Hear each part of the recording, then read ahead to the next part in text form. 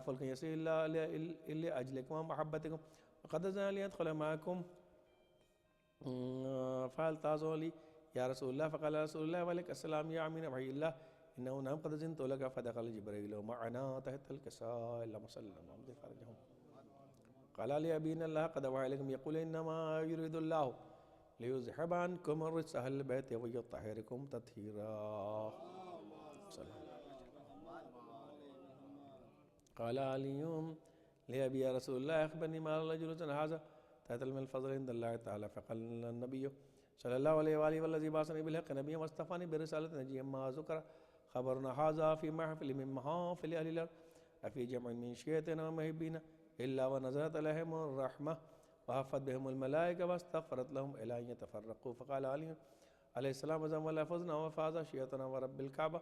فقال أبي رسول الله صلى الله عليه وآله والذي بعثني بالحق نبيا واصطفاني بالرسالة نجيا ما ذكر خبرنا هذا في محفل من محافل أهل الأرض أفي جمع من شيعتنا ومحبين أفيهم محموم إلا وفرج الله همه ولا مغموم إلا وكشف الله غمه ولا طالب حاجة إلا وقضى له حاجته. فقال علي وزم الله فوزنا وسعدنا وكذلك شيعتنا فعز ويسعد في الدنيا والآخرة ورب الكعبة. اللهم صل على محمد وآل محمد وعجل فرجهم.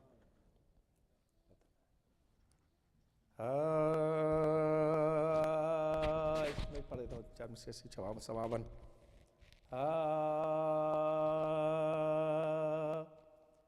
اکبر نے کہا دعائیں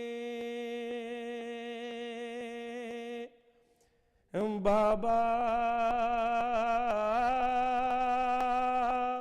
پڑھنا.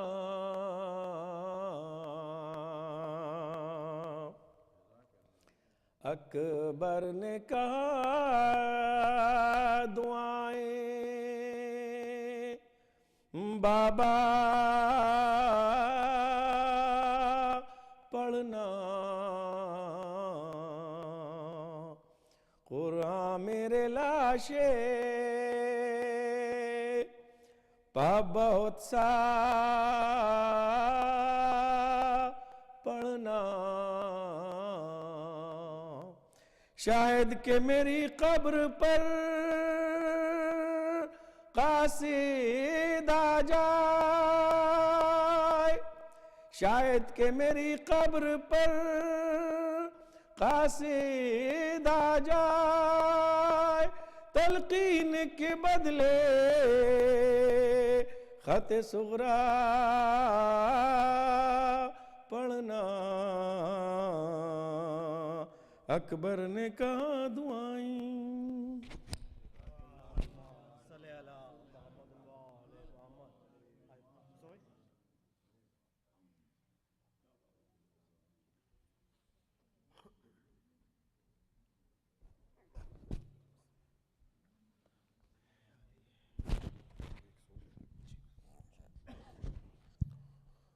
صلوات محمد وآل محمد.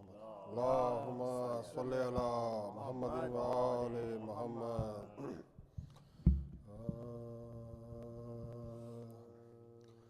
علی کی بیٹیاں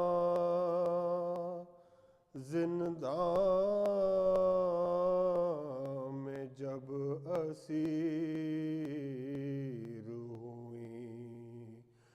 علی کی بیٹیاں زندان میں جب اسیر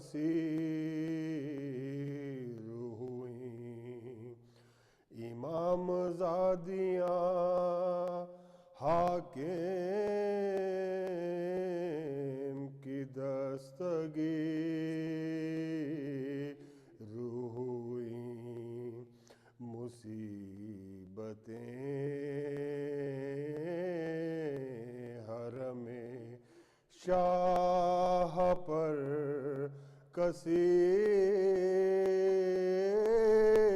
ہوئیں. غم حسین میں سیدانیاں فقیر ہوئیں.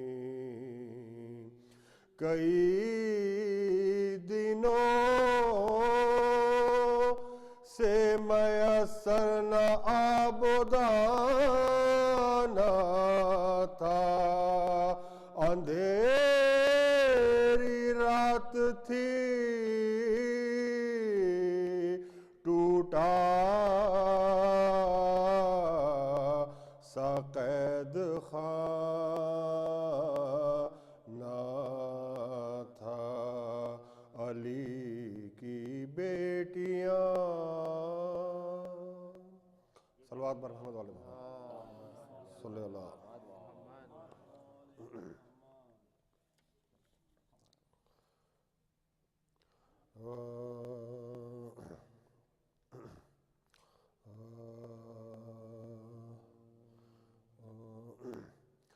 جب کوئی تیر ستم سینہ پر کھاتے ہیں حسین، جب کوئی تیر ستم سینے پر کھاتے ہیں حسین، دیکھ کر پیر فلک کو مسکراتے ہیں حسین، جب کوئی تیر ستم سینے پر کھاتے ہیں حسین، مستقل کرنے کو موروثی خزانہ علم کا، حضرت عابد کو سینے سے لگاتے ہیں حسین، جب کوئی تیر ستم سینے پر کھاتے ہیں حسین، صبر کی تلقین فرماتے ہیں اہل بیت کو، لاشِ حضرت علی اصغر جو لاتے ہیں حسین، جب کوئی تیر ستم سینے پر کھاتے ہیں حسین، ہے وہی رحمت مزاجی اپنے نانا کی، ظلم کرتے ہیں لئیں اور بھول جاتے حسین، جب کوئی تیر ستم سینے پر کھاتے ہیں حسین. صلوات اللہ علیہ وسلم.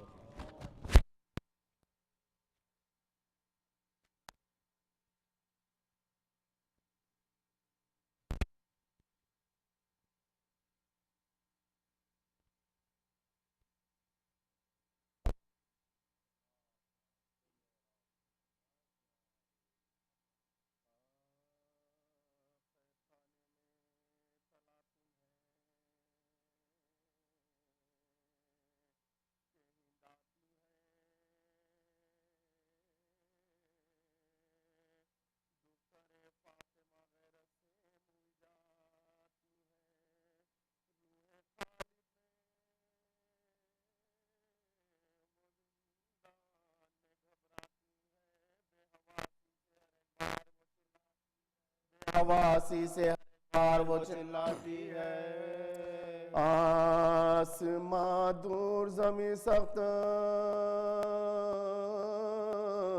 کدھر جاؤں میں، بیبیوں مل کے دعا مانگو کہ مر جاؤں میں، بیبیوں مل کے دعا مانگو کہ مر جاؤں میں، کیا کروں کیا نہ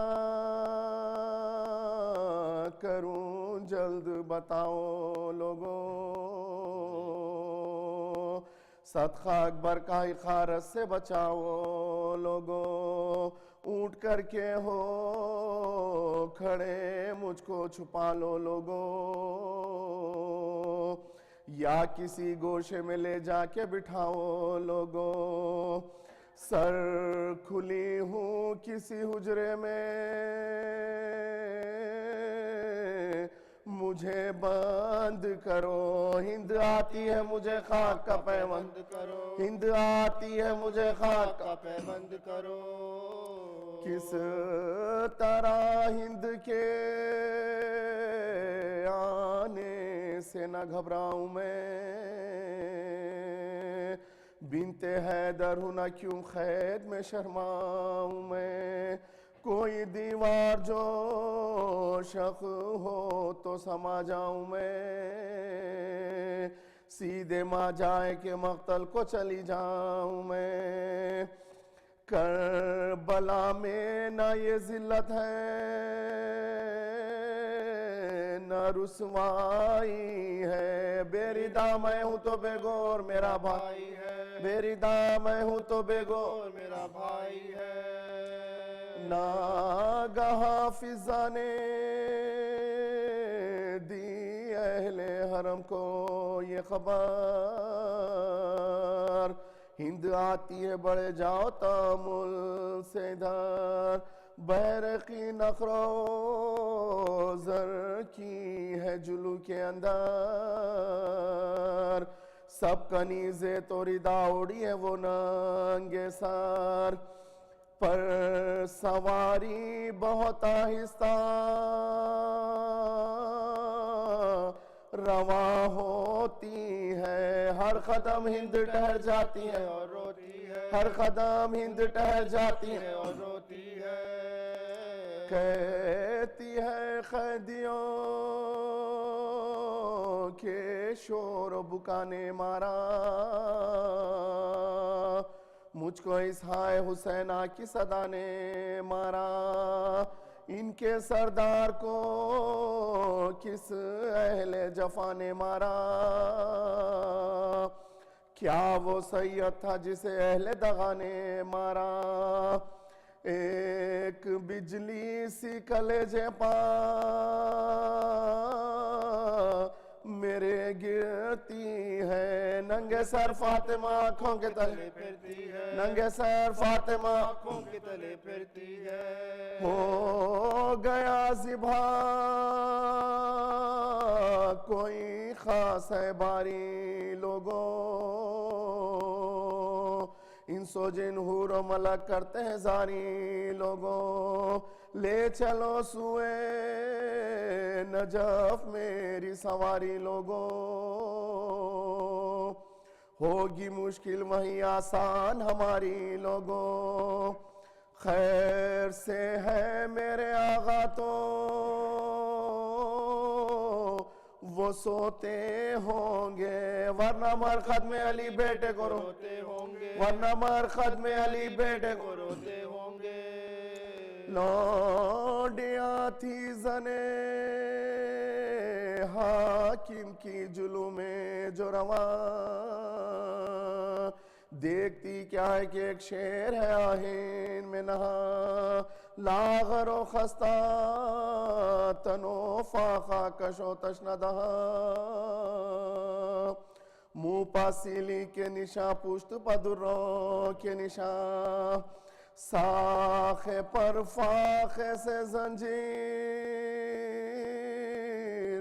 میں تھراتی ہے، استخوانوں سے لرزنے کی صدا آتی ہے، استخوانوں سے لرزنے کی صدا آتی ہے، سب نے منہ کر کے سوئے ہند یقینو ہگری،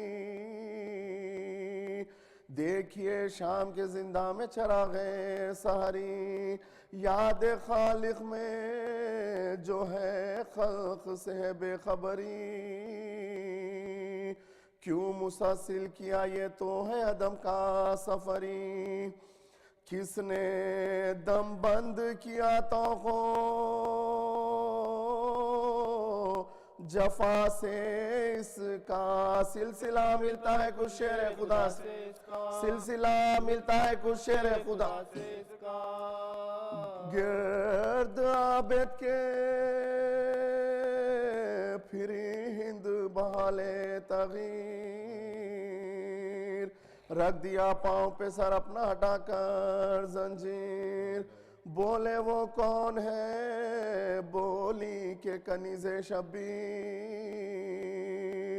السلام رسن و توخ و سلاسل کے اسیر، ہے وصیت کا محل مرنے تیار ہے تو، کچھ کفن کے لیے رکھتا ہے کہ نادار ہے تو، کچھ کفن کے لیے رکھتا ہے کہ نادار ہے تو، غم نہ کھا گورو کفن میں تجھے دوں گی للہ، ننگے سر تیرے جنازے کے چلوں گی ہمراہ، مرنے والے تیرا کیا نام ہے کب سے تباہ، بولے مولا بھی 40 برس جینا ہے، نام بے کس بھی ہے قیدی بھی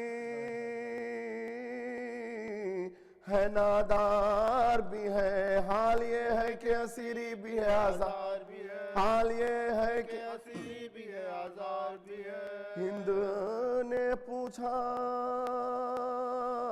مرض کیا ہے کہا بے پدری،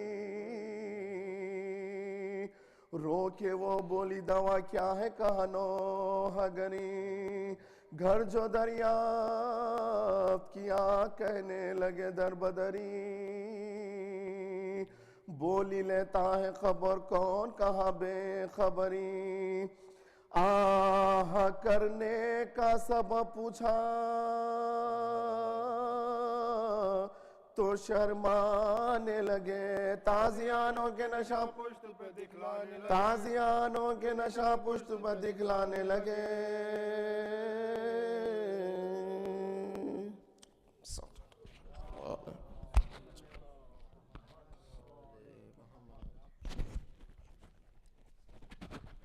برائے خوشنودی امام زمانہ بلندتر صلوات۔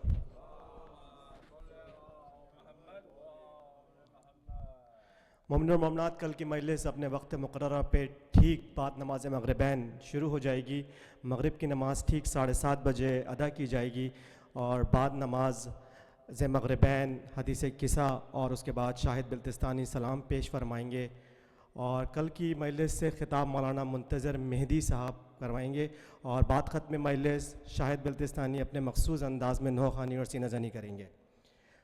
ہم معصوم انتظامیہ قبلہ مولانا تہذیب الحسن صاحب کے تہہ دل سے ممنون و مشکور ہیں کہ وہ امام بارگاہ معصوم میں تشریف لائے اور جناب سیدہ کو ان کے لال کا پرسہ دیا۔ ہم بارگاہ سیدہ میں دعا گو ہیں کہ قبلہ اور کعبہ کی درجات بلند ہو، اور قبلہ اور کعبہ کی درازی و عمر کے لیے بلندتر صلوات۔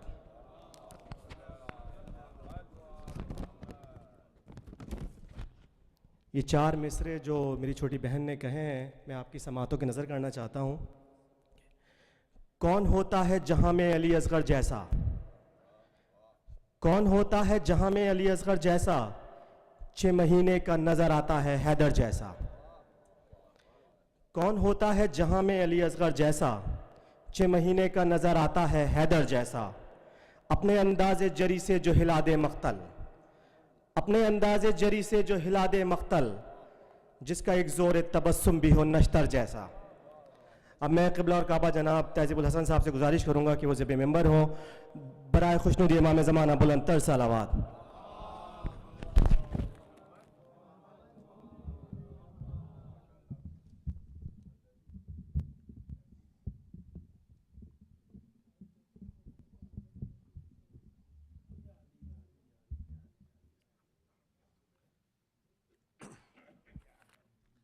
فاتحہ۔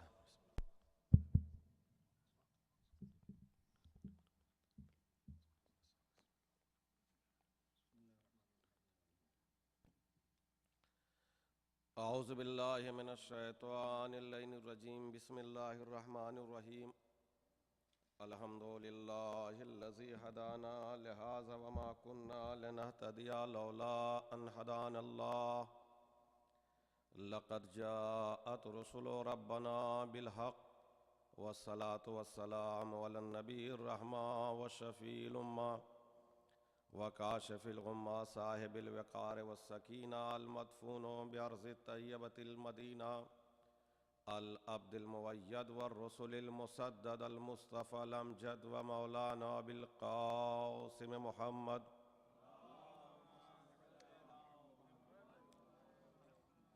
والصلاة والسلام على أهل بيت النبوة ومعدن الرسالة ومختلف الملائكة الذين أذهب الله عنهم الرجس وطهرهم تطهيرا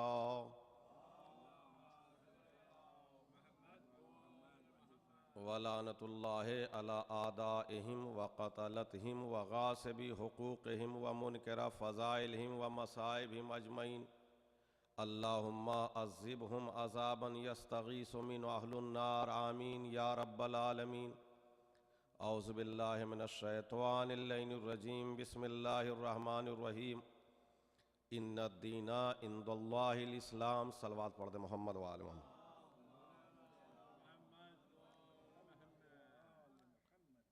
حضرات ذوی الاحترام، یہ سلسلے کی آج یہ آخری مجلس ہے جسے میں خطاب کرنے کی سعادت حاصل کر رہا ہوں۔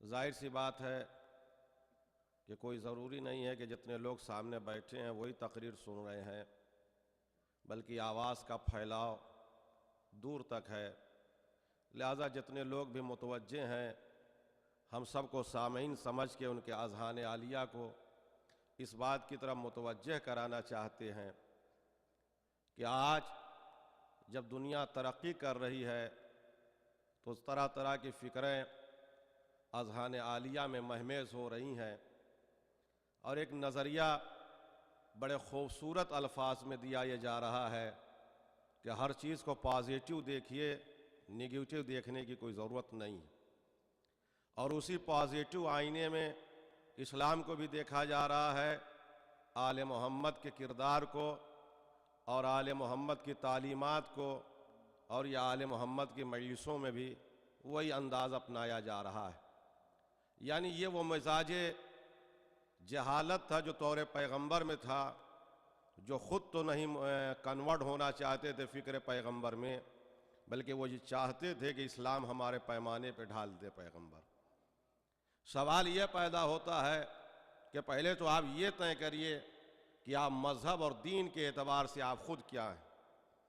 تمام ادیان ہیں، پہلے آپ اپنے کو یہ کلیئر کریے کہ آپ یہودی ہیں، عیسائی ہیں، ہندو ہیں، مسلمان ہیں، تاکہ اسی اعتبار سے بات، اس لیے کہ سمجھانے کے طریقے الگ ہیں، بات اور گفتگو کا طریقہ الگ ہے۔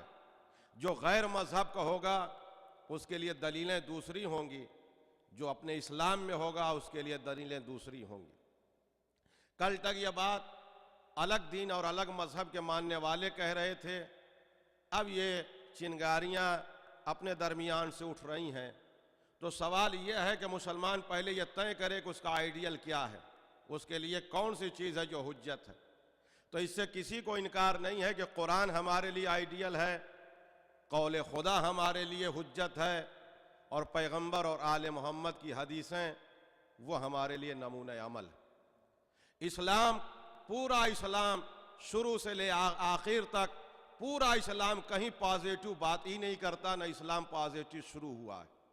یہ یہودیوں اور عیسائیوں کی فکر ہے، اسلام شروع ہوتا ہے نگیٹیو سے۔ سارا جھگڑا پورے اسلام کا جو پیغمبر نے لڑا وہ نگیٹیو پہ لڑا ہے، پازیٹیو پہ نہیں لڑا، کہیں لڑائی نہیں ہوئی۔ پازیٹیو تو وہ مان ہی رہے تھے، جھگڑا تو نگیٹیو کا تھا، اس لیے کہ پیغمبر جب مکے میں آئے اور جب تک پیغمبر لا الہ الا اللہ کی آواز پیغمبر نے نہیں بلند کی تھی، وہ پیغمبر کی تعظیم کر رہے تھے، انہیں صادق مان رہے تھے، انہیں امین مان رہے تھے، اور اپنی امانتیں پیغمبر کے پاس رکھوا رہے، سارے مال، سارے منال، ساری امانتیں وہ سب پیغمبر کے پاس رکھ رہے تھے، اور کہتے تھے کہ آپ بالکل سچے ہیں۔ پیغمبر نے ان سے پوچھا کہ اگر ہم یہ کہہ دیں کہ اس پہاڑ کے پیچھے سے ایک لشکر آ رہا ہے جو تمہیں مارے گا، تو بتاؤ ہماری بات کو مانو گے کہ نہیں مانو گے؟ یہ اسلام کی تبلیغ سے پہلے کی بات۔ وہ کہتے بالکل، آپ سے بڑا کوئی سچا نہیں ہے اس زمین کے اوپر۔ اب پیغمبر نے یہاں سے تبلیغ شروع کی، جب اپنے کو منوا لیا تو کہا قولوا لا الہ الا اللہ، کہو کوئی اللہ نہیں ہے سوائے اللہ کے۔ یہ نہیں کہا کہ کہو کہ اللہ ایک ہے، اس لیے کہ اگر یہ پیغمبر کہتے کہ کہو اللہ ایک ہے تو کوئی جھگڑا ہی نہیں پیدا ہوتا۔ عرب کی یہ ذہنیت تھی کہ وہ خداؤں کو ماننے کے لیے تیار تھے۔ ہر گھر میں ایک خدا، ہر گلی میں ایک خدا، ہر بیڈ روم میں ایک خدا، ہر جگہ ایک خدا، ہر جنس کا خدا، لکڑی کا خدا، پتھر کا خدا، حلوے کا خدا، سارے خدا۔ جب بھوک لگی کھا بھی لیا۔ تو خداؤں کو تو وہ مان رہے تھے، 360 خداؤں کو۔ پیغمبر اگر یہ کہتے کہ ایک اللہ کو مانو تو ان کو ماننے میں کیا حرج تھا؟ جو حلووں کو خدا مان لے، پتھروں کو خدا مان لے، وہ واجب الوجود کو ماننے میں انہیں کون سا اعتراض تھا؟ لڑائی اس بات کی تھی کہ پیغمبر کہہ رہے تھے کہ نہیں، اللہ کو نہیں ماننا ہے، پہلے یہ کہو کہ لا الہ، کوئی اللہ نہیں۔ یہ جو تمہارے دل و دماغ میں یہ سارے خداؤں کے تصور ہے، پہلے ان سب کو مٹا لو، اور جب بالکل دماغ تر و تازہ ہو جائے تب کہو الا اللہ۔ لڑائی اس بات کی تھی کہ پہلے اپنے خداؤں کا انکار کرو، تب ہمارے خدا کا اقرار کرو۔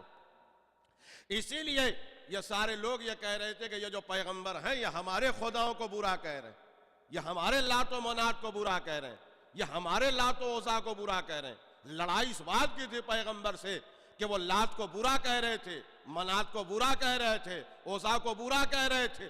اب لوگ یہ کہتے ہیں کہ لیبرل بنیے۔ سب سے زیادہ دین کو نقصان لیبرل بننے سے ہوتا ہے۔ اگر پیغمبر جیسا خلق عظیم پہ فائز پیغمبر اگر لیبرل ہوتا تو خانہ کعبہ میں اپنے پشت پہ علی کو سوار کر کے ان بتوں کو توڑتا کیوں؟ صلوات پڑھیں محمد و آل محمد۔ پیغمبر نے بتوں کو توڑ کے یہ بتایا کہ وحدت کا تصور اس وقت تک پیدا ہی نہیں ہو سکتا کہ جب تک کہ پہلے انکار نہ کر لو۔ جب دماغ صاف ہو جائے تو کہو الا اللہ، اب خدا کو مان۔ ورنہ وہ 360 کی جگہ پہ 361 خدا مان لیتے تو وہی حال ہمارے خدا کا بھی ہوتا جو ان 360 خداؤں کا ہوا تھا۔ لہذا پیغمبر نقش مرتب کر رہے، اور یہی وجہ تھی، بات بڑی جلدی جلدی میں کہہ رہا ہوں، اور یہی وجہ تھی کہ تاریخ گواہ ہے کہ پیغمبر نے جو اسلام دنیا کے سامنے رکھا اور لوگ جوک در جوک ہونے لگے تو اس میں بہت ساری ذہنیت کے لوگ مسلمان۔ چونکہ اب آخری بات ہے اس لیے زیادہ وقت بھی نہیں ہے کہ بہت تفصیل سے میں سمجھاؤں، آپ کے ذہن میں خاکہ دے رہا ہوں کہ اب پیغمبر کی وفات ہو گئی۔ پیغمبر کے وفات کے بعد یہ میں حدیثوں سے، کتابوں سے ابھی حوالے بھی آپ کو دوں گا۔ وفات پیغمبر کے بعد پازیٹیو کہاں نظریہ کوئی بتائے اسلام میں؟ وفات پیغمبر کے بعد دو گروہ پیدا ہو گئے۔ ایک وہ گروہ تھا جو حکومت سازی میں لگ گیا، ایک وہ گروہ تھا جو پروانوں کی طرح آل محمد کے گھر کا طواف کر رہا تھا، آل محمد کا طواف کر رہا تھا۔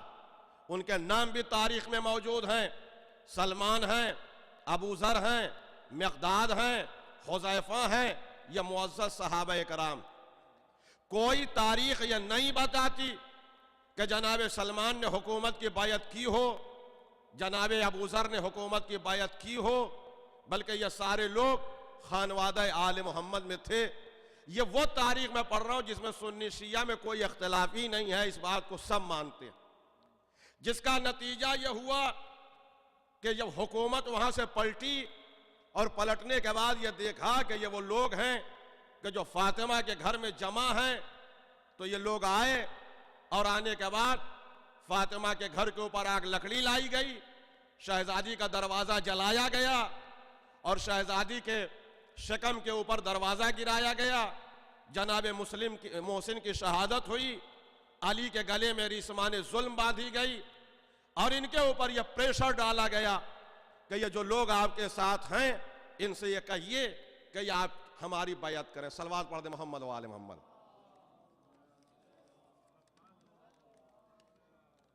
میں یہ جانتا ہوں کہ آپ جو کچھ پڑھیے آل محمد کے، چاہے اس میں تحقیق ہو یا آل محمد کے خلاف کچھ باتیں جائیں، تو آج پوری دنیا میں یہ سازشیں ہیں کہ لوگ اس کے بارے میں حوالے نہیں پوچھتے، مگر اگر فضائل پڑھیے تو اس کے لیے حوالے پوچھے جائیں گے۔ لہٰذا میں نیٹ پہ پڑھ رہا ہوں، اگر مولوی لوگ بھی میری تقریر سن رہے ہیں تو قلم اور کاغذ نکال کے حوالے، کتاب، جلد، صفحہ، سطر، طبع کے ساتھ سن لیں۔ فون پہ بھی مجھ سے پوچھ سکتے ہیں، میں یہاں پہ موجود۔ یہ جو دروازہ گرایا گیا، محسن کی شہادت ہوئی، علی کے گلے میں رسمان ظلم باندھی گئی، یہ سارے واقعات علامہ ابو جعفر بن طبری جو متوفی ہیں، جن کی وفات 310 ہجری میں ہوئی، ان کی کتاب 4 جلد صفحہ 818 پہ یہ واقعات درج ہیں۔ علامہ محمد بن واقدی جن کی وفات یہ سب دور ائمہ میں ہوئی، ان کی وفات 207 ہجری میں ہوئی، ان کی کتاب کی 4 جلد صفحہ 800 پہ یہ واقعہ درج ہے۔ علامہ ابو بکر عبداللہ بن موزن حائلی ابی شیبہ متوفی 225 ہجری میں، ان کی کتاب میں بھی یہ واقعہ درج ہے۔ علامہ ابن عبدہ المتوفی 328، علامہ بلازری کی استجاب میں یہ واقعہ درج ہے۔ کنز الامال ملا علی متقی کی، اس میں بھی یہ واقعہ درج ہے۔ علامہ جلال الدین سیوطی جو آخری محدث ہیں، ان کی کتاب میں بھی یہ واقعہ درج ہے۔ اور یہ سب اہل سنت کی بڑی کتابیں ہیں جو تاریخ کی بیس، جو تاریخ کے اساس ہیں۔ پھر میں یہ بتانا چاہتا ہوں کہ یہ وہ لوگ تھے کہ جو پیغمبر کے اہل بیت کے پاس تھے، اور یہ وہ لوگ تھے کہ جنہوں نے پازیٹیو نہیں سوچا بلکہ انہوں نے بیعت بھی نہیں کی۔ اور آج میں جو آپ کو بات سنا رہا ہوں پورے حوالے سے سنا رہا ہوں۔ 12 صحابہ کرام ایسے تھے جو مسجد نبوی میں چونکہ فاطمہ اور علی کا دروازہ کھلتا تھا، اس لیے وہ منبر رسول کو گھیرے بیٹھے تھے، اور 3 دن تک پہلے خلیفہ کو منبر پہ بیٹھنے نہیں دیا۔ اس کو بھی ہمارے شیعہ سنی سارے راویوں نے لکھا، اور علامہ مجلسی نے بحار الانوار میں لکھا کہ 3 دن تک خلیفہ کو منبر نصیب نہیں ہوا۔ اور یہ جناب سلمان اور جناب ابو ذر یہ وہ لوگ تھے کہ جو منبر کو گھیرے ہوئے تھے، اور ان لوگوں نے منبر پہ بیٹھنے نہیں دیا۔ بہار میں ہے البدایۃ والنہایہ جلد 6 میں صفحہ 322 میں، طبری جلد 4 صفحہ 1922 میں یہ لکھا ہوا ہے کہ یہ وہ لوگ تھے کہ جو منبر کو گھیرے ہوئے تھے اور یہ کہہ رہے تھے کہ یہ علی کا حق ہے، اہل بیت کا حق ہے، غدیر میں پیغمبر کا اعلان ہے، لہٰذا ہم بیٹھنے نہیں دیں گے۔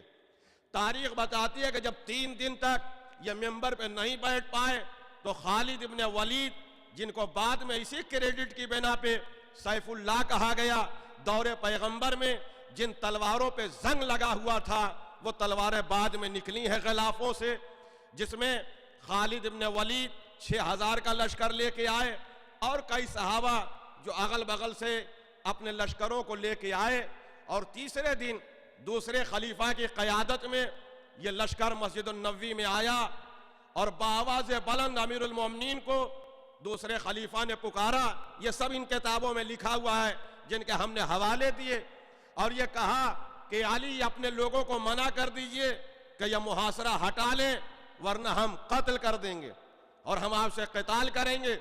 تاریخ گواہ ہے کہ ان ساری کتابوں میں یہ لکھا ہے جس کی عبارت میں سنا رہا ہوں کہ جناب البدایۃ والنہایہ میں لکھا ہے کہ جناب سلمان فارسی، جن کی صحابیت پر اور جن کے صحابی پیغمبر ہونے پر اور مقدس و متقی ہونے پر کسی کو کوئی شک نہیں ہے، جو ایمان کے 10 درجے پر فائز تھے، جناب سلمان فارسی دوسرے خلیفہ سے کہتے ہیں جو اس وقت نہیں ہوئے تھے، انہوں نے یہ کہا کہ جب انہوں نے کہا کہ علی ہم آپ کو قتل کر دیں گے اور آپ کے لوگوں کو قتل کر دیں گے، تو سلمان کھڑے ہو کے کہتے ہیں اللہ اکبر اللہ اکبر اللہ اکبر، رسول خدا نے فرمایا تھا کہ اے سلمان ایک وہ زمانہ آئے گا، ایک وہ زمانہ آئے گا۔ سلمان کہتے ہیں سنو، اگر میں غلط کہوں تو میرے کان بہرے ہو جائیں، میں نے یہ حدیث پیغمبر سے سنی ہے کہ پیغمبر کہتے سلمان ایک وقت وہ بھی آئے گا جب ہماری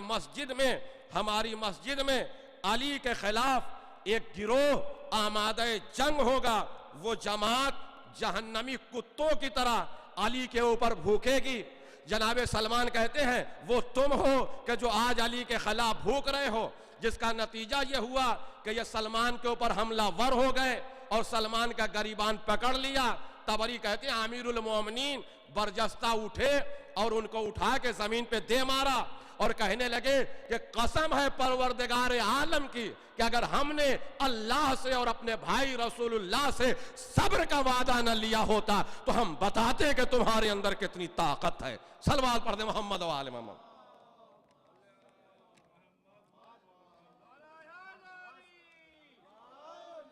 بس بات میں نے مکمل کر دی، جس کا نتیجہ یہ ہوا کہ وہ لوگ تھے کہ جنہوں نے کبھی بیعت نہیں کی، یعنی یہ وہ لوگ تھے کہ اور تبرہ کے معنی گالی نہیں ہوتی، تبرہ کے معنی بیزاری ہے، یعنی ہم آپ کو نہیں مانتے۔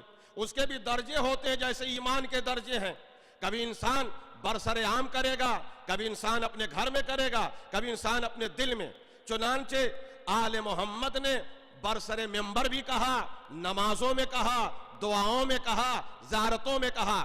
جب علی کو موقع مل گیا تو ممبر پہ آ کے کہا، امام حسن کو موقع مل گیا تو دربار میں جا کے کہا، علی اکبر کو موقع ملا تو فوج یزید کے مجمع میں آ کے کہا، اور ہمارے چھٹے امام کو جب اور زیادہ موقع مل گیا تو زیارت عاشورہ میں امام نے آ کے کہہ دیا۔ تو ہر جگہ کبھی نام لیا، کبھی صفات بیان کیے، کبھی خصلتیں بیان کی۔ مگر یہ وہ لوگ تھے کہ جنہوں نے بیعت نہیں کی اور انہوں نے زکوٰۃ بھی حکومت کو نہیں دی۔ اسی بنا پہ جناب مالک ابن نویرہ کو قتل کیا گیا، اور یہ بھی تاریخ سے ثابت ہے انہی کتابوں سے کہ جب یہ خالد ابن ولید لشکر لے کے مالک ابن نویرہ کے پاس پہنچے تو مالک ابن نویرہ کا لشکر حالت نماز میں تھا، یہ لوگ قتل کرنا چاہ رہے تھے۔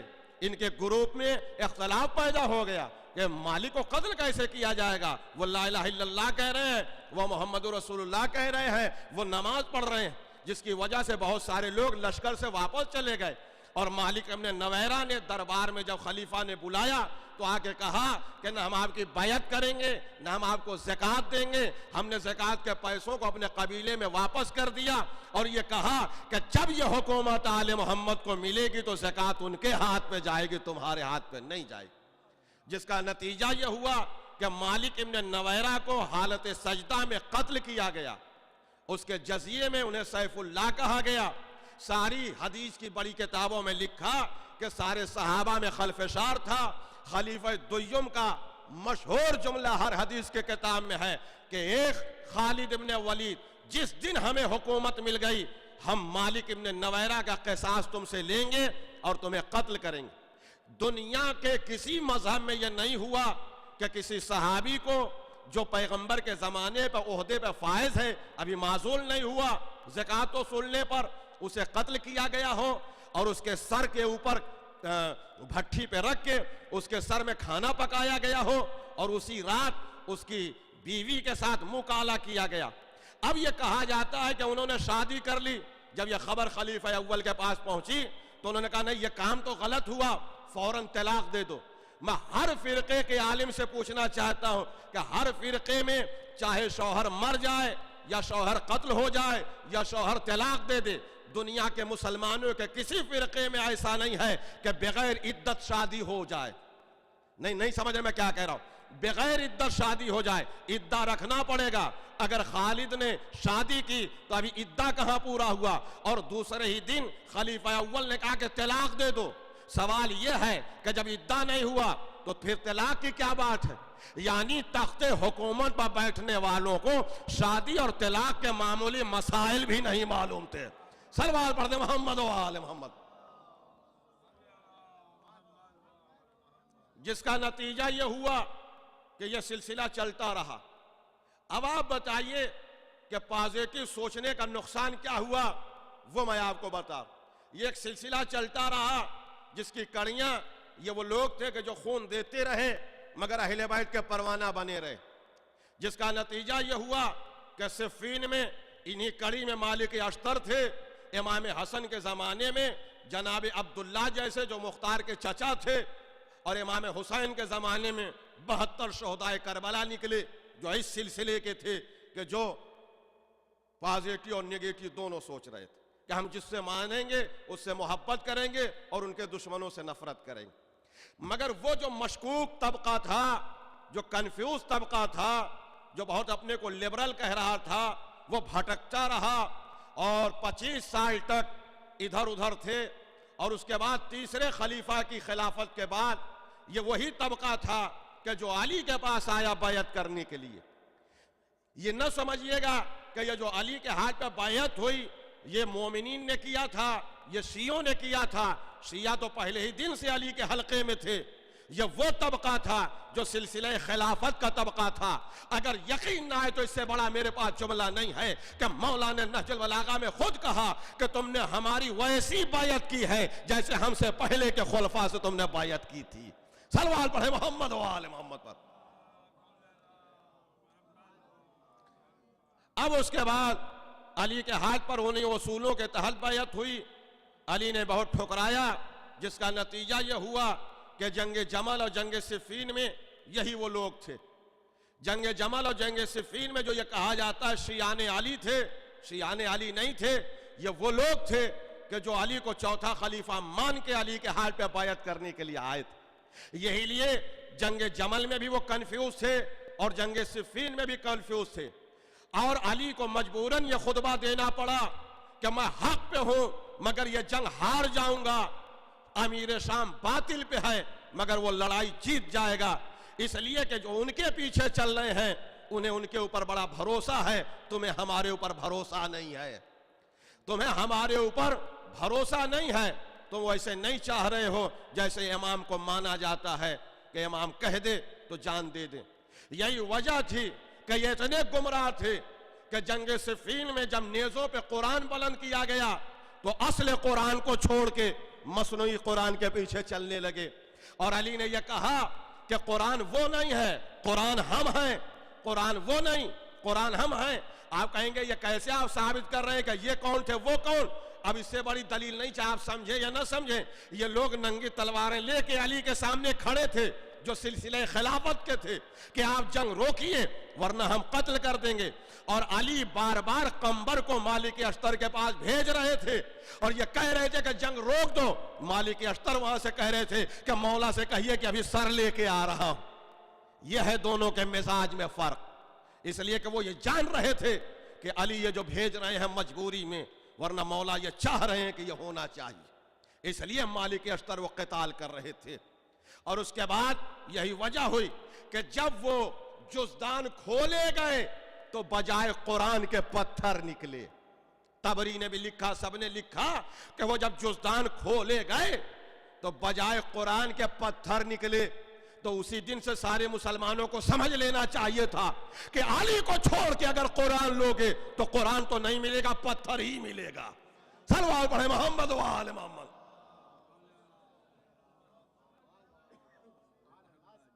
جس کا نتیجہ یہ ہوا کہ کربلا رونما ہوئی، اور کربلا میں کوفے اور شام کے لوگ زیادہ موجود تھے لڑنے کے لیے۔ یہ وہی لوگ تھے کہ جو صفین میں بھی کنفیوز تھے، جو کبھی ادھر کبھی ادھر۔ اسی لیے اسلام نے یہ چاہا کہ پہلے ہی دن اسلام کی بنیاد کو مضبوط کر دیا جائے کہ جس سے محبت کرو اس سے اور اس کے دشمنوں سے دشمنی کرو، تاکہ کہیں بات ملنے نہ پائے۔ اب لیجئے یہ حدیث میں سنا رہا، امیر المومنین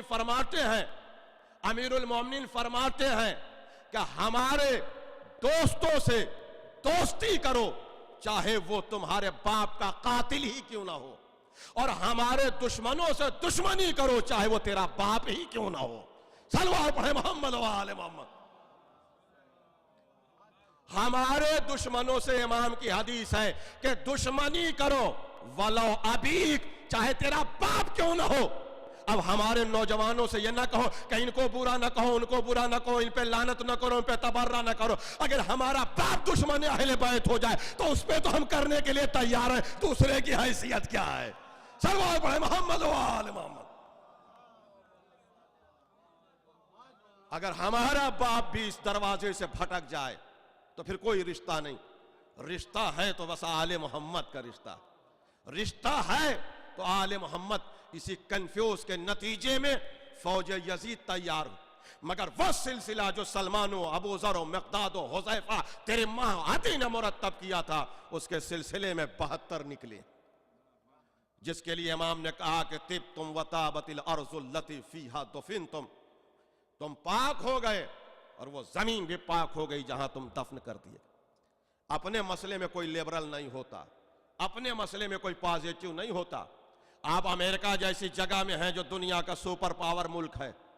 آپ بتائیے کہ افغانستان کے اوپر یہ حملہ کیوں امریکہ نے کیا؟ یہ 9/11 کا بدلہ لینے کے لیے دنیا کے ٹیلی ویژن نے بتایا. یعنی آج ہر ملک یہ مانتا ہے کہ اپنے دشمنوں سے بدلہ لیا جائے اگر ہمارے اندر طاقت ہے. طاقت ہے تو ٹھیک ہے. اب وہ طاقت کے الگ الگ تصورات ہیں. جو آدمی کمزور ہوتا ہے وہ دل میں اپنے باپ کے دشمنوں سے نفرت کرتا ہے، جب مضبوط ہو جاتا ہے تو مختار بن جاتا ہے. صلوات پڑھ دے محمد و آل محمد پر. اسی لیے جب کسی نے چوتھے امام سے پوچھا کہ مولا آپ نے کیا مختار کو اجازت دی ہے جو آپ کے باپ کے خون کا بدلہ لے رہے ہیں، تو بہار الانوار میں یہ حدیث ہے کہ مولا مسکرا کے کہتے ہیں کہ اگر کوئی میرا دشمن بھی کوئی میرے باپ کے قاتلوں سے بدلہ لے تو میں اس سے راضی ہوں. مختار تو میرا محب ہے. صلوات پڑھ دے محمد و آل محمد. مختار تو میرا محب. لہذا اب سوال یہ پیدا ہوتا ہے کہ یہ جو آواز دی جا رہی ہے کہ خطابت کا ٹرینڈ کیا ہو، ذاکری کا ٹرینڈ کیا ہو، ذاکری کیسے کی جائے، تو پھر میں کہہ رہا ہوں اس کے لیے ہمارے لیے قرآن حجت ہے، معصوم کی احادیث حجت. اور اس سے بڑی دلیل یہ کیا ہے کہ جو تقریر کے معنی عربی میں خطبے کے ہوتے ہیں، جو برسر منبر آل محمد نے، علی نے، امام حسن نے، امام حسین نے، ان کے گھر کی افراد نے جو خطبے دیے، اس میں جو میٹر دیا ہے اسی کو آپ بیان کریے. ہر امام کا خطبہ لیے، اس میں فضائل بھی ہے، اس میں دشمنوں پہ تبرہ بھی ہے، اس میں اوامر و نواہی بھی ہیں، ایسے بیان کریے. چنانچہ میں نے کل امام جناب علی اکبر کا خطبہ آپ کے سامنے کہا تھا کہ جو فوج یزید میں 6 لاکھ کے ہجوم میں جناب علی اکبر اپنے عقاب گھوڑے کے پشت پر رکابوں کو تان کے کھڑے ہو کے انہوں نے خطبہ دیا تھا. آج یہ بھی کہا جاتا ہے، ناپ دیا گیا ہے کربلا کے حدود کو کہ 30,000 سے زیادہ کا لشکر نہیں تھا. ان کو چاہیے کہ اس پر ریسرچ کر کے کتابیں لکھیں. تاریخ عاصم کوفی اور کربلا کی جتنی تاریخیں ہیں، 6 لاکھ سے زیادہ کی روایتیں ہیں کہ جو کربلا میں تھے. اب آپ کہیں گے آپ کو کیسے پتا؟ ہم کو ہے پتا. کربلا کے واقعے کی بقا کا انتظام اللہ نے اپنے ہاتھ میں رکھا، اس لیے کہ کربلا کا ہر واقعہ وہ ہے کہ جو قلم بند کیا گیا. یہ جتنے آئے تھے کیا نہیں جانتے تھے کہ حسین کو ہم ماریں گے تو جہنم میں جائیں گے؟ عمر سعد نے خود اپنے بیٹے سے کہا کہ میں اپنے کو جنت اور جہنم کے درمیان. آئے کیوں تھے؟ مال، منال، دنیا، اقتدار کی لالچ میں آئے ہوئے. اسی لیے ہر شخص کے اوپر دوسرا ایک معین تھا کہ جو اس کی مخبری کرے. اسی لیے کم سے کم 10,000 سے زیادہ رائٹر کربلا میں موجود تھے کہ جو سب کے اوپر معین تھے، جو لکھ رہے تھے کہ کس نے کتنے تیر چلائے، آل محمد پہ کتنے مظالم کیے، کس نے پتھر مارا، کس نے تلوار چلائی، کس نے کیسے لڑا، اہل بیت کو کس نے قتل کیا، تاکہ وہ رپورٹ یزید کے پاس پیش کی جائے اور اسی متاف سے اسے انعام اور اکرام سے نوازا جائے. ایک پتھر بھی کوئی مارتا تھا تو راوی سے لکھاتا تھا کہ لکھو ہم نے ایک پتھر مارا، لکھو ہم نے ایک تلوار چلائی، لکھو ہم نے ایک تیر چلایا. لہذا ہر بات ادھر امام نے بھی بیان کیے، ادھر مختار کے ذریعے پتہ چلا، اور فوج یزید میں خود وہ لوگ جو ظلم کرتے تھے وہ قلم بند کراتے تھے تاکہ اس کے مطابقت سے انہیں انعام مل سکے. چنانچہ جناب علی اکبر اپنے عقاب گھوڑے پہ کھڑے ہو کے کہتے ہیں، ایک کوفے کے اوباشو، ایک شام کے بدماشو، کیا تم نے احساس کیا ہے کہ تم نے کس کو گھیر رکھا، کس کے قتل کے اوپر آمادہ ہوئے؟ جناب علی اکبر کہتے ہیں، بھائی ایک جملہ ان کا سناتا ہوں فضائل کے لیے کافی ہے.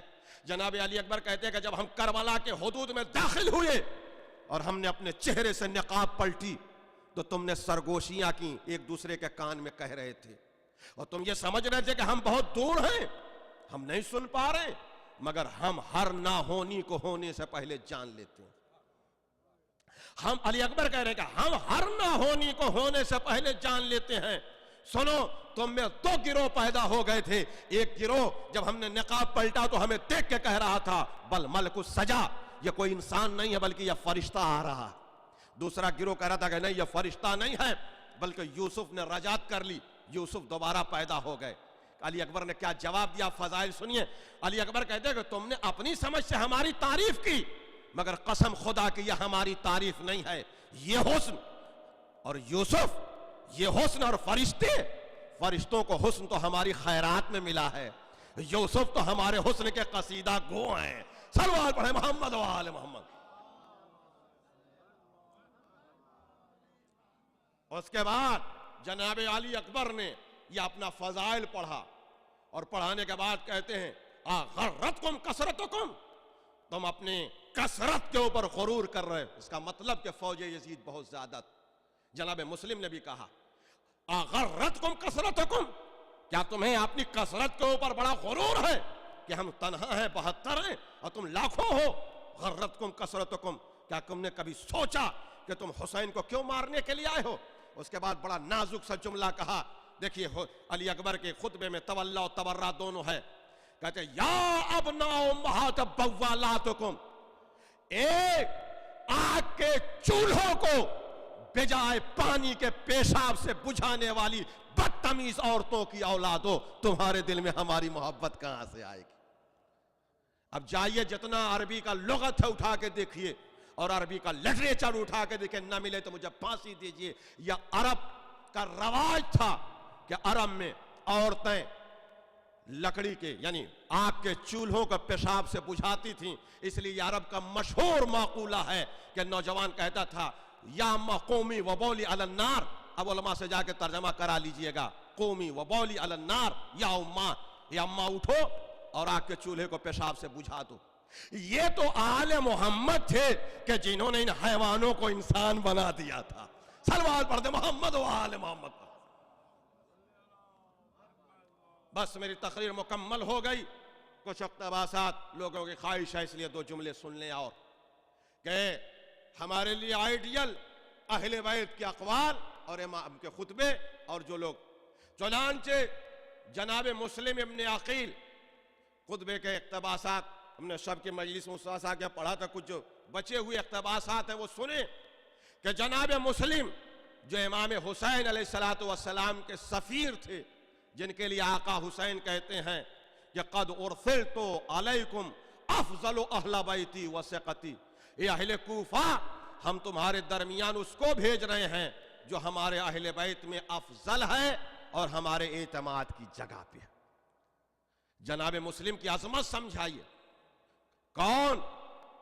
اللہ کے انتخاب کو حسین کہتے ہیں، حسین کے انتخاب کو مسلم ابن عقیل کہتے ہیں۔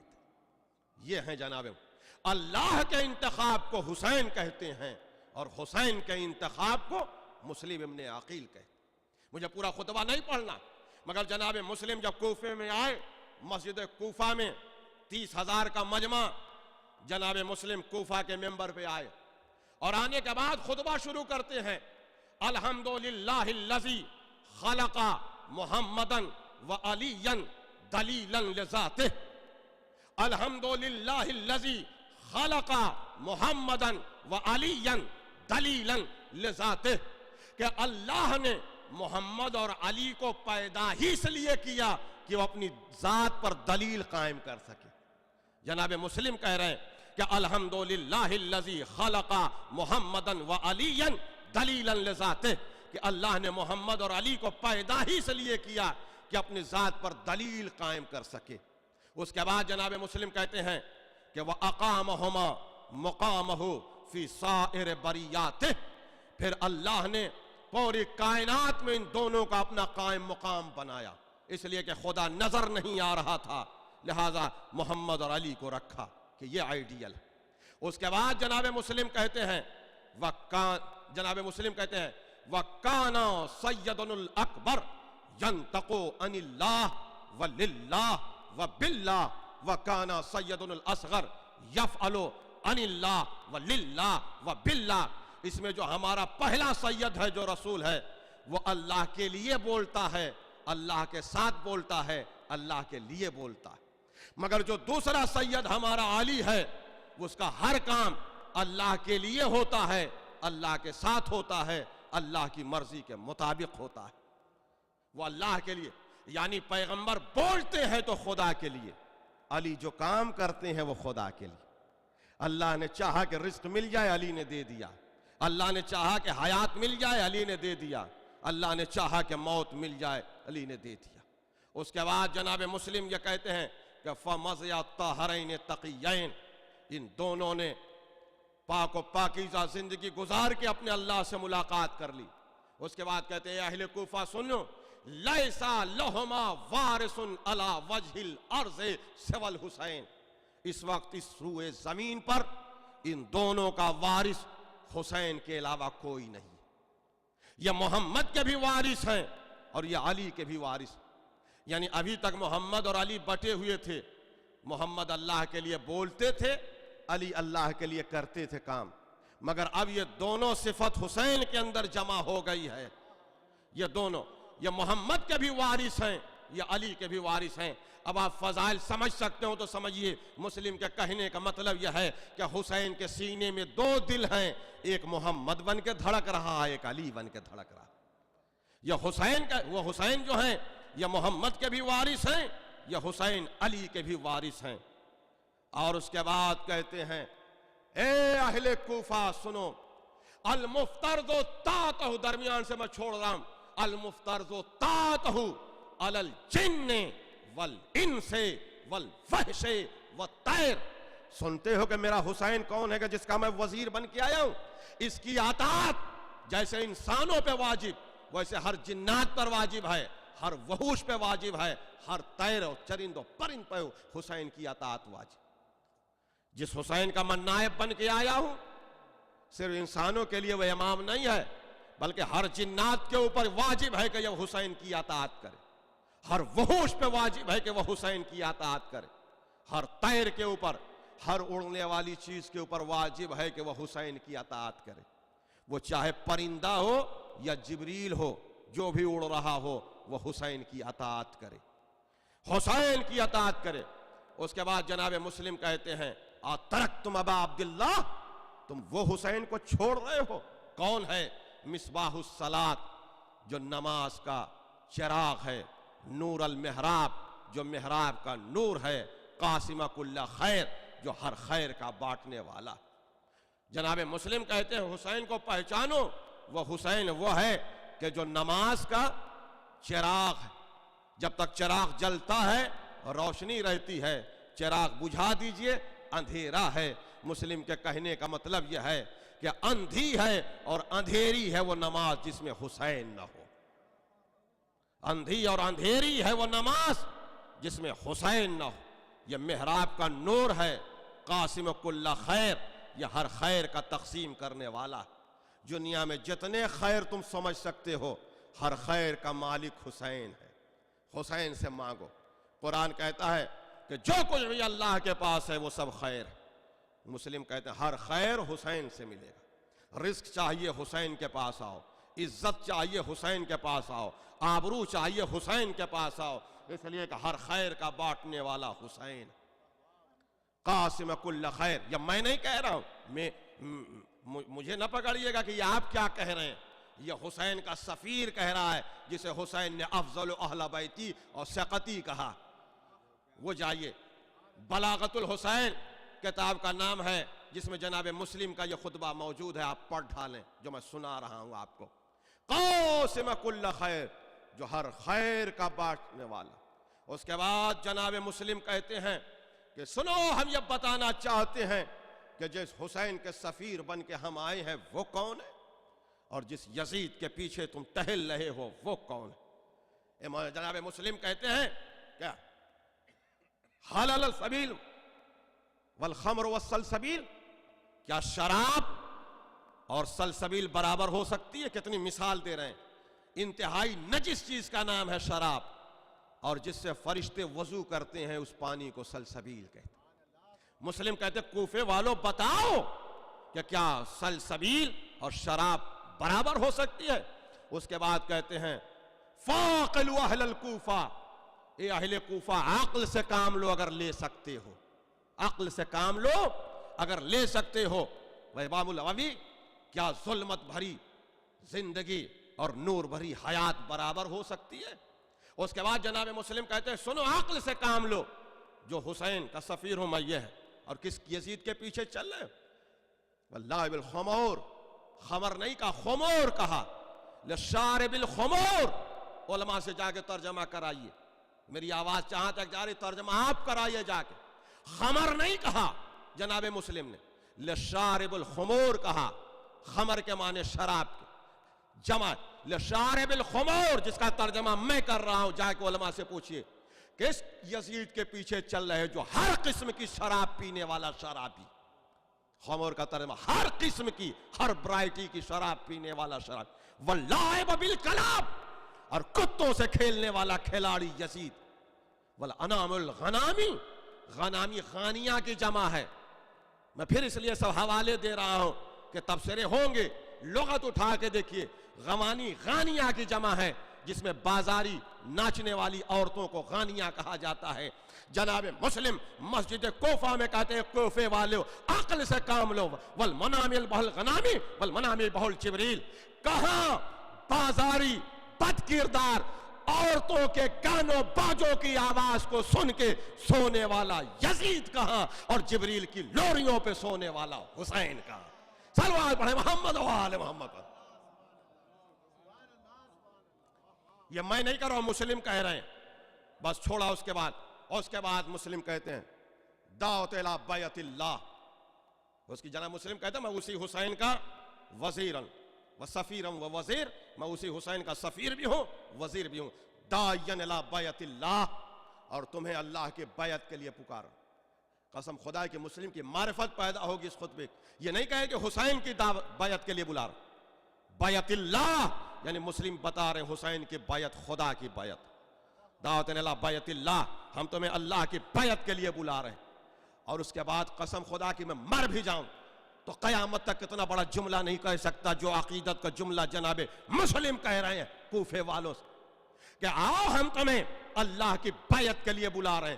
جب سوچئے گا تو آپ کے اندر ایک وجد اور فضائل کی کیفیت پیدا ہوگی۔ جناب مسلم نے کیا بھرپور حسین کی تعریف کی، کہتے ہیں الی بیعت اللہ، ہم تمہیں اللہ کی بیعت کے لیے بلا رہے ہیں۔ امشو اسرا غبارا فرس ابا عبداللہ تسلیل جنہ، جائیے ترجمہ کرائیے علماء سے، کیوں نہیں خطبوں کو پڑھتے؟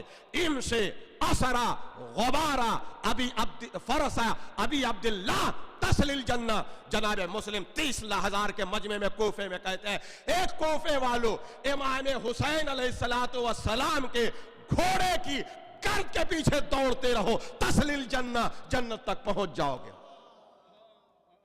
امشے فرس ابی عبداللہ تسلیل جنہ، حسین کا جو گھوڑا آ رہا ہے اس کے گرد کے پیچھے دوڑتے رہو، جنت تک پہنچ جاؤ گے۔ یہ ہے معرفت۔ مسلم نے یہ نہیں کہا کہ حسین کے پیچھے چلو جنت مل جائے گی، کہا حسین کے گھوڑے کی گرد کے پیچھے دوڑتے رہو جنت مل جائے گی۔ حسین تو بہت بڑی بات ہے، ان کے گھوڑے کے پیچھے چلتے۔ یہ مسلم یا آپ گھوڑے کی مثال کیوں دے رہے ہیں؟ کہا اس لیے کہ ہم تہذیب اعضا مرتب کر رہے ہیں، ہم تہذیب اعضا مرتب کر رہے ہیں کہ حسین تو جنت میں پہنچائیں گے، حسین کا گھوڑا بھی جنت میں پہنچا سکتا، تاکہ کل 21ویں صدی میں تم سے یہ کوئی نہ پوچھ لے کہ امام حسین کا ذوالجناح سے کہاں نجات مل جائے گی۔ ہم پہلے ہی بتانا چاہتے ہیں کہ نجات ذوالجناح دے گا۔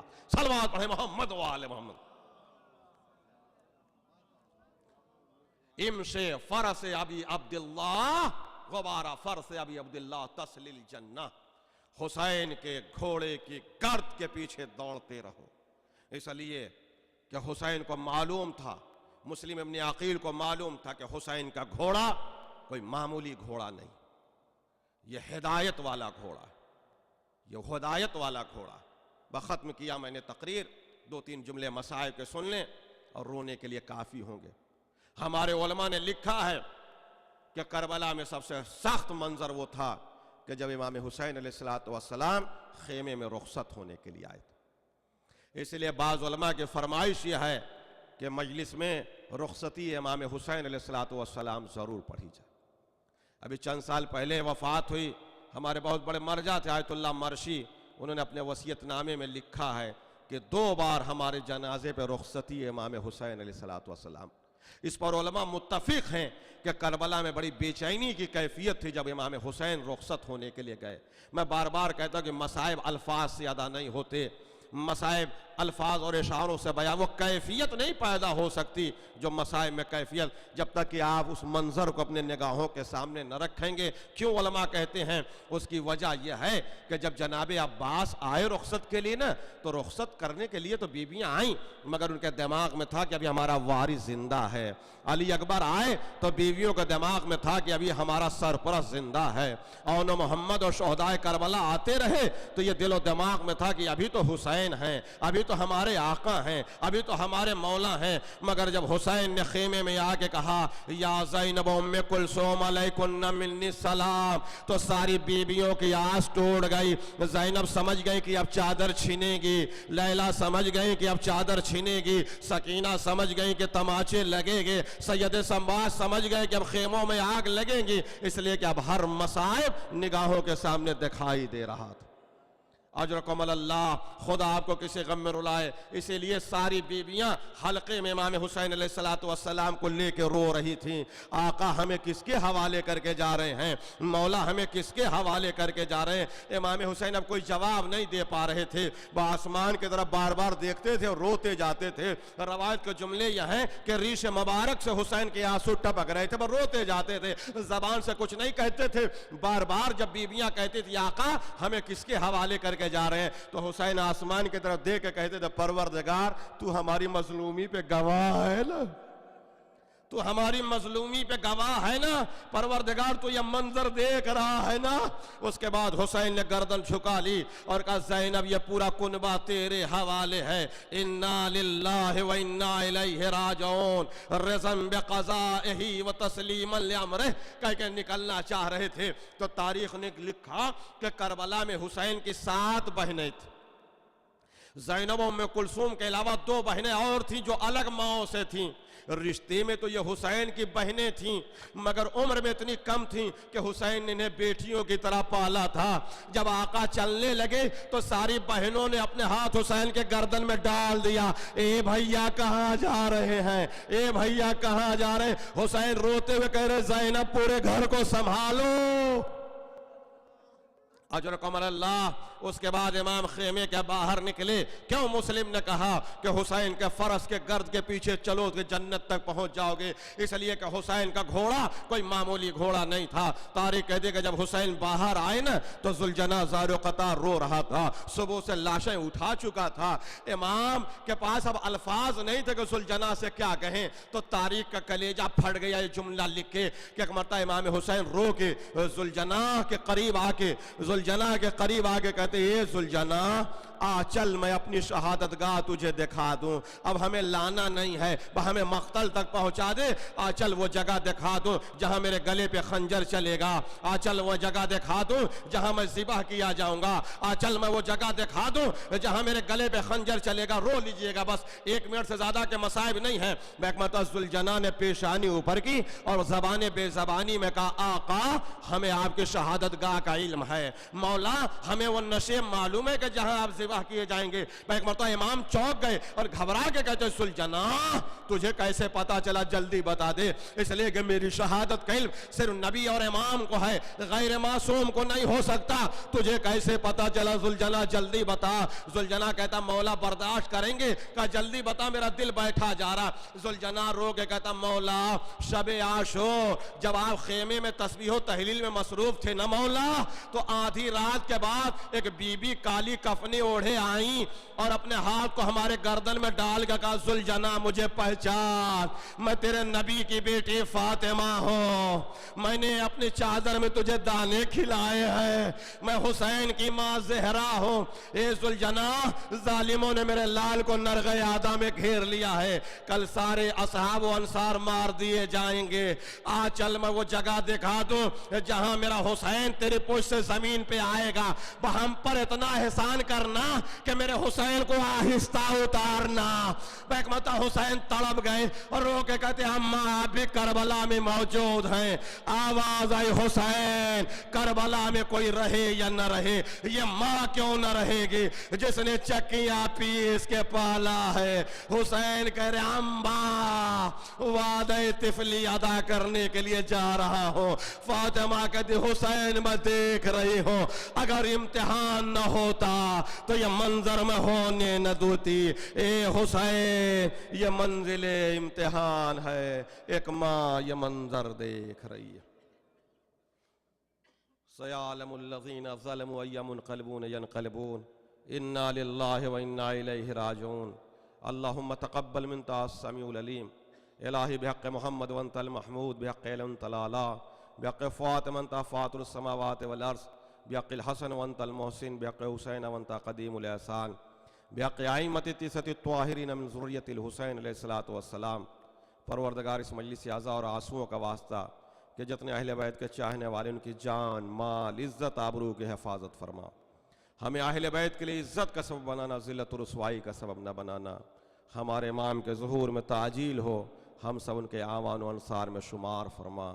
پروردگار جو مقروض ہیں ان کے قرض کو جناب مسلم کے قرض کا واسطہ ہے کہ دور فرما دے، جو بیمار ہیں مومنین و مومنات بحق عابد بیمارون شفاء کامل عطا فرما دے۔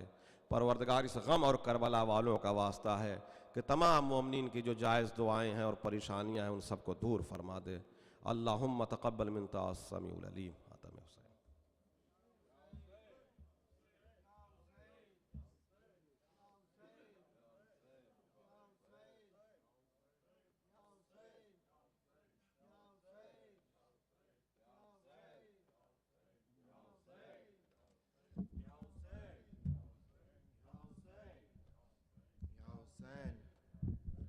حسین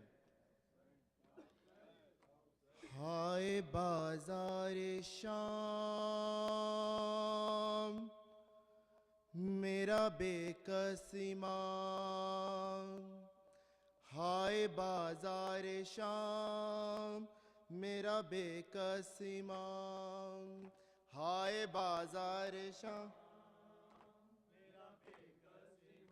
ایک یہی بات سجاد کو کھا گئی، ایک یہی بات سجاد کو کھا گئی، مجمع اشکیا میں پھوپھی آ گئی، ہائے بازار شام میرا بے کس امام۔